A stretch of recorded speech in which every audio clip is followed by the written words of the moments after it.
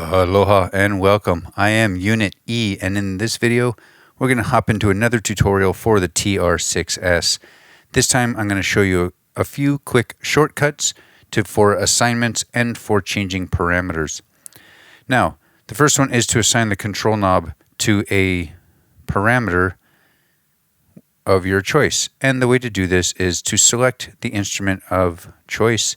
Here is the bass drum. Hold the kit button, and then while holding it, turn your control knob and you'll be able to select the assignment that you want for that knob.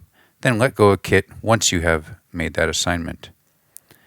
This can be done for every individual instrument quickly and easily. Turning all the instruments off will allow you to make a few more changes. Now we all know turning the tune knob is actually the reverb level knob. Turning the decay is now the delay level, and the control is now your master effects control knob, with the on-off switch being right there. What some of you may not know is that if you hold, once again, hold kit down and turn the reverb, you'll now adjust the reverb time, making your reverb longer or shorter. Okay?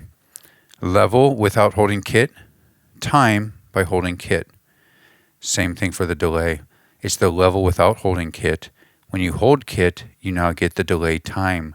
If you're tempo synced, you will see it in beat divisions. If you're not, you'll just see a MIDI note number or a MIDI number.